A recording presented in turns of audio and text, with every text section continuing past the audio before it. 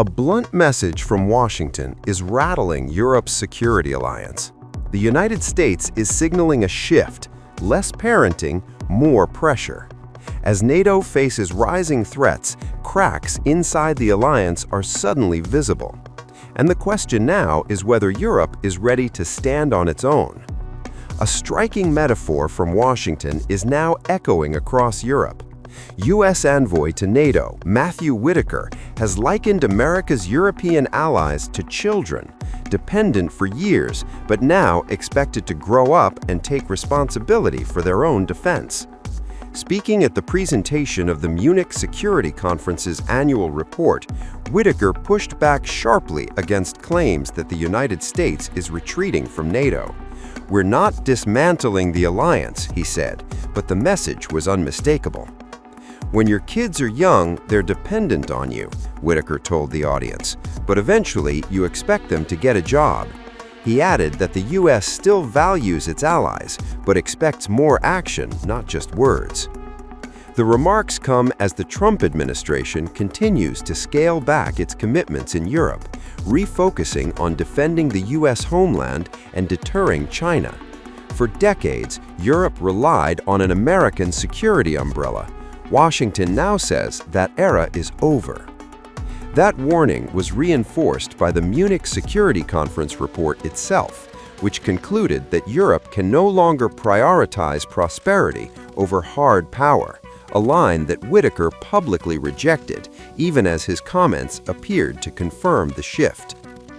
While thanking allies for pledging to boost military spending to 5%, Whitaker criticized Europe for failing to convert money into real combat capability. "There's a lot of discussion," he said, "and not a lot of action." The tension isn't just rhetorical. A military source told Reuters that the United States is preparing to step back from leading two major NATO command posts, one in Italy and another in Virginia, handing control to European officers. The alliance has already faced moments of discomfort. Just months earlier, NATO Secretary General Mark Rutte drew ridicule after calling President Trump "Daddy" during the Bloc summit, a remark Trump appeared to enjoy, joking about it with reporters. A stunning shift raises questions over whether Washington's grip on NATO is finally loosening. For the first time, America steps aside as Europe moves into NATO's command seat. Trump draws a hard line, warning Europe the era of U.S. security guarantees may be ending. The United States is stepping back from running two very important NATO headquarters and letting European military officers take charge instead.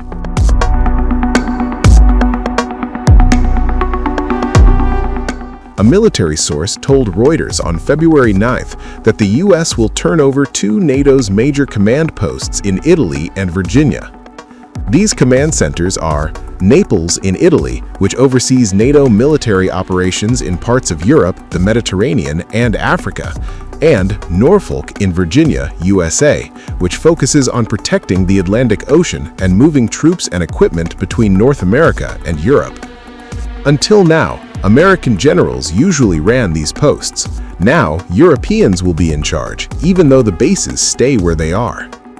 As part of the command reshuffle, European officers would take over NATO's Allied Joint Force Command in Naples and Joint Force Command Norfolk, both currently led by U.S. admirals, said the source cited by Reuters. The U.S. would take the reins of Allied Air Command, Allied Maritime Command, and Allied Land Command. Asked about the planned changes, a NATO official said that allies have agreed on a new distribution. NATO's European allies will play a more prominent role in the alliance's military leadership, the official said. The decision related to planning for future rotations, and more details would be provided in due course. The transatlantic alliance, since it was formed in 1949, is argued as Washington's greatest foreign policy. The American power has underwritten European unification and integration, but now the alliance is on ropes. The Trump administration has made clear that the U.S. is no longer interested in acting as Europe's security guarantor.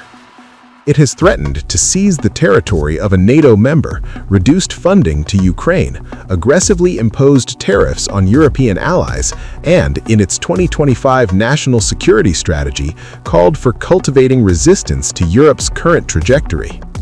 The message could not be clearer.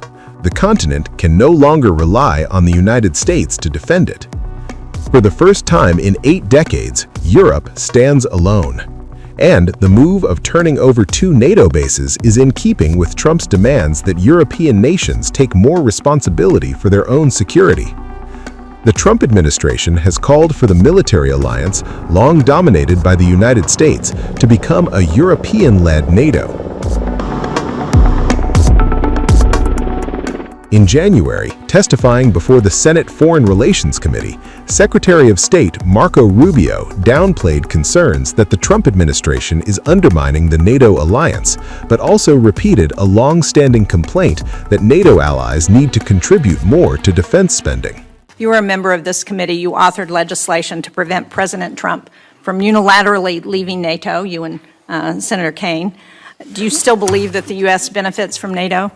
We do. I mean, the problem, but NATO needs to be reimagined as well in terms of the obligations. And this is not new to this president. Multiple presidents have complained about it. I agree. I think this president just complains about it louder than other presidents. Well, I'm just trying to be get a clear answer on where this administration stands relative to NATO, because it's been a very fuzzy message over the last year. And do you agree that we're stronger in confronting China when we do so with like-minded partners, and that China is still the #1 threat that we face in the United States? Yeah, but our like-minded partners have to have capability, and that's been part of the problem, is the erosion in European defense capabilities, because they've taken vast amount of the monies that these are rich countries.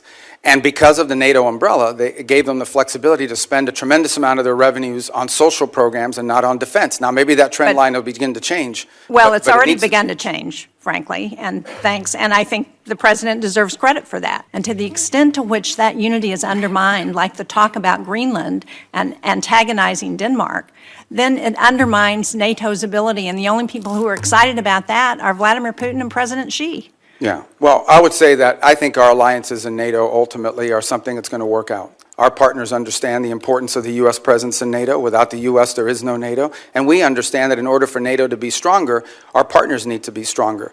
And one of the things we've explained to our allies in NATO is the United States is not simply focused on Europe. We also have defense needs in the Western Hemisphere. We have defense needs in the Indo-Pacific. And it will require us. We may be the richest country in the world, but we don't have unlimited resources.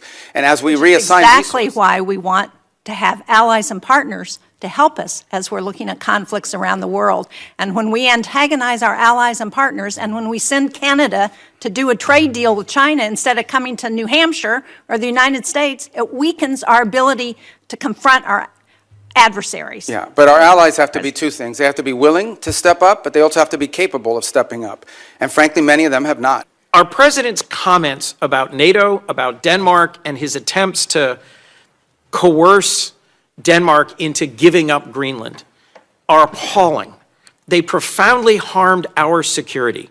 And I am asking you to do everything you can to reinforce our commitment to NATO. Now, in the case of Greenland, I'll say we're in a good place right now. We had excellent meetings with the Secretary General of NATO.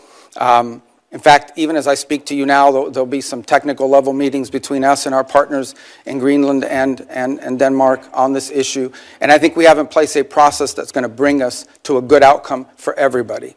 The president's interest on Greenland has been clear. It's a national security interest. It's a long-standing interest that predate this administration. It's one that our allies acknowledge is real. I think we're going to get something positive done. We're going to begin that process in a very professional, straightforward way. It begins today, and it'll be a regular process.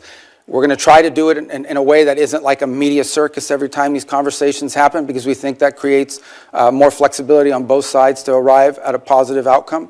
And I think we're going to get there. And I thought it was noteworthy and important that despite your concerns, the president at his speech in Davos made very clear that the United States was not going to use force or military force in Greenland. So I think we're going to wind up in a good place. We got a little bit of work to do, but I think we're going to wind up in a good place. And I think you'll hear the same from our colleagues in Europe very shortly.